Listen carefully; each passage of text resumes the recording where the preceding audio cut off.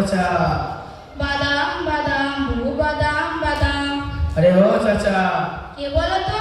ও আসসালামু আলাইকুম। ওয়ালাইকুম আসসালাম। আরে তুমি? হ্যাঁ, আপনি এই ঈদের দিনে শুক্রবারে গুনগুন করে কি গাইছেন আর কোথায় যাচ্ছেন? কি বলো? তুমি এসব শোনোনি নাকি?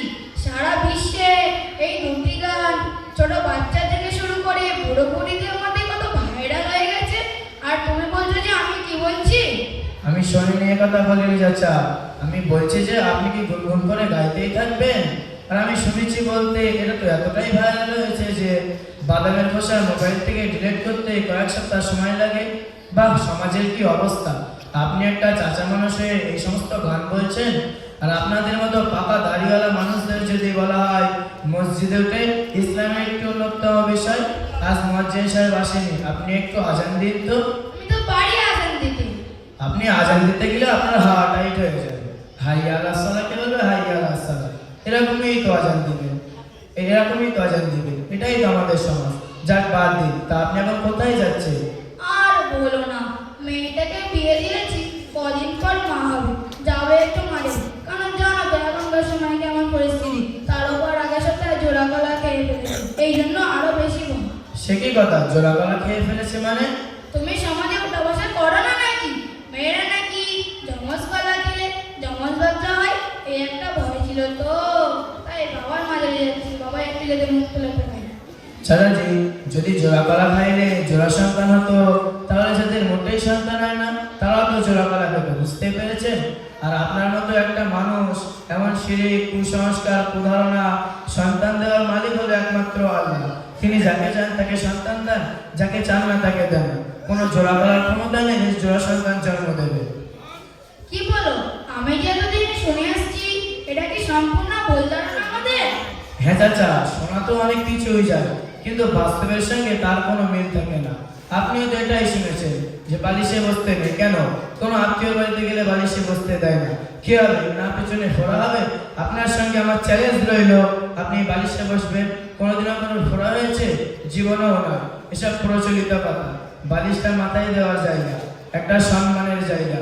আর কেউ যদি বালিশে বসে, বালিশের তুলোটা ফেটে যেতে পারে। তাই বলা হয় বালিশে বসে না, তোমার ফোড়া হতে পারে। এটা কোনো ইসলামিক ধ্যান ধারণাই নেই।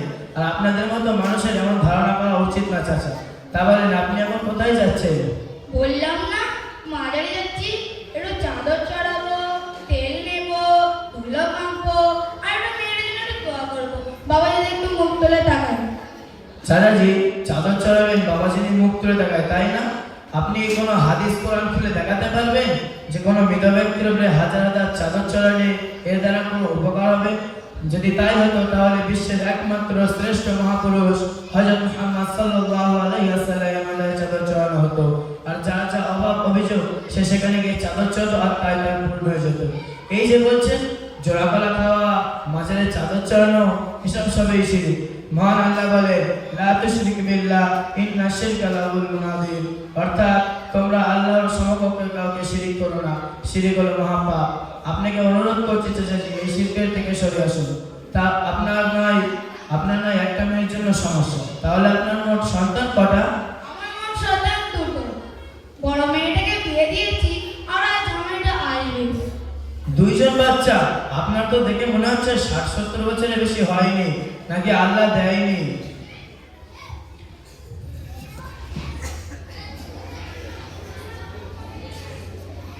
আরে দুটোই সাপ। সাপ মানে? একটু বুঝিয়ে বলেন। তোমার চাচিমা কলে গেছিল, গুলশান বাগ লিখছে না, গুলশানকে? হ্যাঁ হ্যাঁ, ওই যে গুলশান পাগলি। ও পাগলি না, খুব সিহানা। তো গুলশান তোমার চাচিমাকে বললো, এই সকিনা শোন, তোর কর্তার তো রোজগারপাতি কম, তার উপরে যদি এত বাচ্চা কাচ্চা থাকে, তোর সংসারে কি পরিণতি হবে ভেবে রেখেছিস? তার থেকে এক কাজ কর, অপারেশন করে দে। আর আপনি তাই বললেন?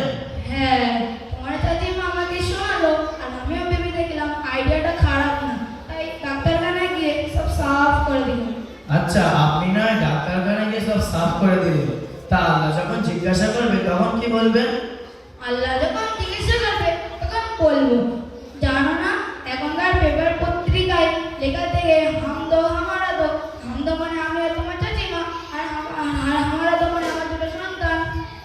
তাহলে আপনি পেপার পত্রিকার বিজ্ঞাপনকে এত গুরুত্ব দাও? হ্যাঁ হ্যাঁ হ্যাঁ, এই দুনিয়ায় বাঁচতে গেলে পেপার পত্রিকায় বিজ্ঞাপনকে গুরুত্ব দিতে হবে। নাউজুবিল্লাহ, নাউজুবিল্লাহ। ইস, তুমি নাউযুবিল্লাহ বলছো কেন? এসব তুমি বিশ্বাস করো না? হ্যাঁ হ্যাঁ, অবশ্যই বিশ্বাস করি, কিন্তু কালো চশমা করে পেপার পত্রিকার বিজ্ঞাপন দেখি না।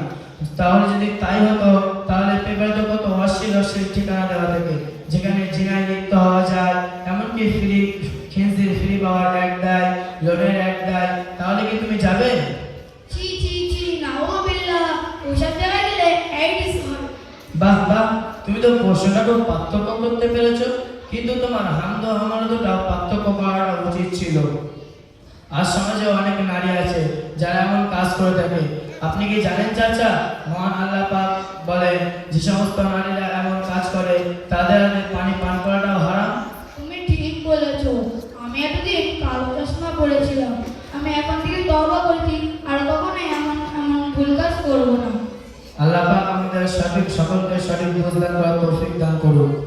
আচ্ছা, তুমি এত সুন্দর শিক্ষা কোথা থেকে অর্জন করছো?